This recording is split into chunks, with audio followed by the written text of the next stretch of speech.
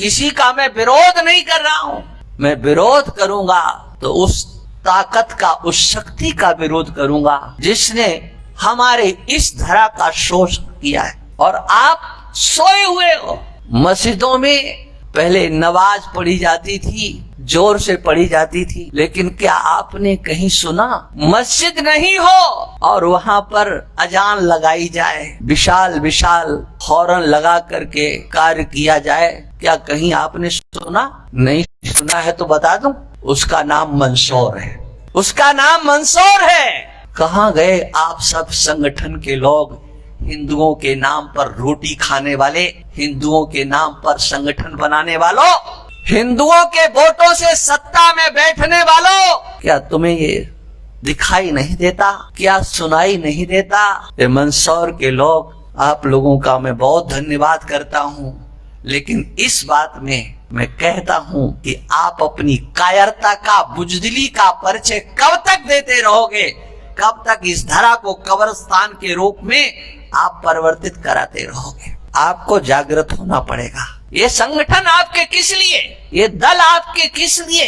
ये नेता आपके किस लिए? जब आप ही तुष्टीकरण की नीति पर उतर आओगे तो इस हिंदू समाज की बात कौन करेगा? सनातन धर्मी हिंदुओं की रक्षा की बात कौन करेगा? क्या इस प्रदेश के मुख्यमंत्री को या आप सब लोगों को ये दिखाई नहीं देता?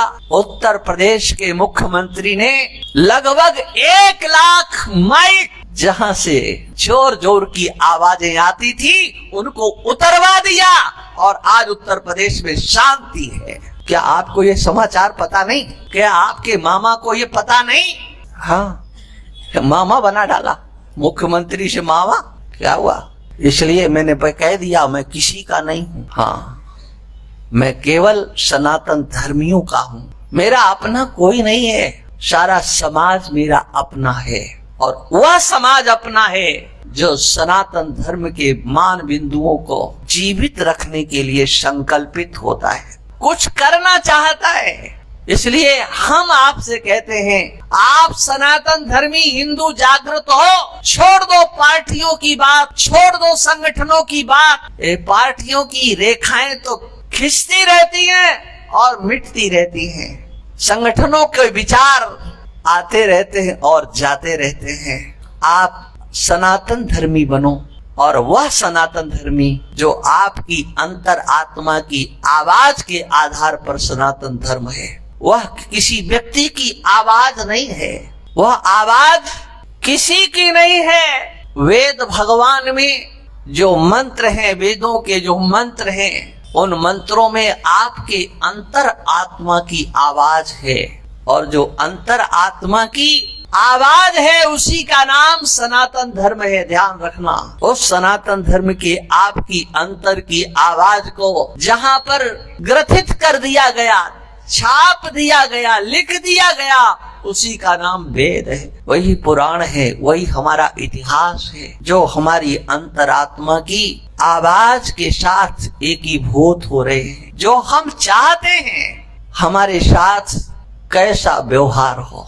हम सनातनी हैं, इसलिए सनातन धर्म को समझने की चेष्टा करो।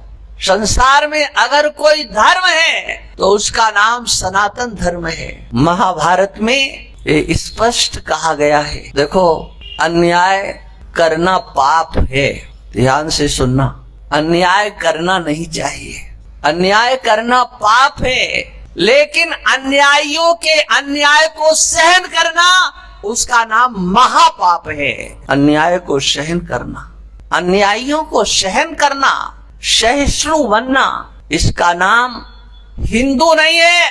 सनातन हिंदू, सनातनी वो हिंदू नहीं है जो अन्याय को सहन करता है।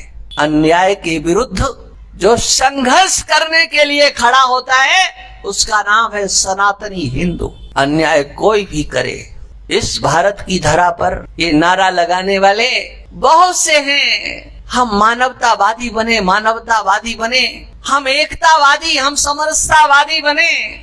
अरे हम सब एक ही हैं, हम सब एक। देश के एक आचार्य ने कहा, हमारे सबके हाँ पूर्वज तो एक ही, हाँ सबके पूर्वज एक, हमारा डीएनए एक, हम मान लेते हैं आपकी बात हमारे शर्मा थे, आप बहुत अच्छे विचारक हो, इतनी बढ़िया बात बोलते हो। हाँ, सबका डीएनए एक, हम सिद्ध करते हैं सबका डीएनए एक है, केवल मनुष्यों का ही नहीं, पशुओं और पक्षियों का, हमारा और पशुओं पक्षियों का, हमारा पशुओं पक्षियों और देवताओं का, हमारा सबका डीएनए एक है, क्योंकि हम एक परमात्मा की संतान है, इसलिए मूल में वो परमात्मा तत्व बैठा है।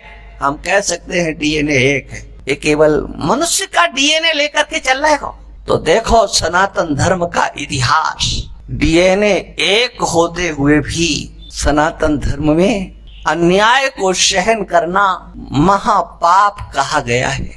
महाभारत में धर्म की परिभाषा दी गई है, धर्मम यो बाधते धर्मो न स धर्मः कुधर्म कहा।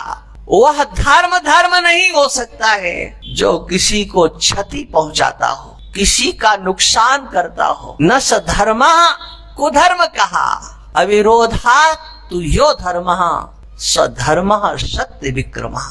सनातन धर्म वह धर्म है जो किसी का विरोध नहीं करता है। इस धरा पर सबको रहने का अधिकार है, सब रह सकते हैं, ये पृथ्वी सबकी है, लेकिन इस पृथ्वी पर रह करके अन्याय करने का अधिकार किसी को नहीं है।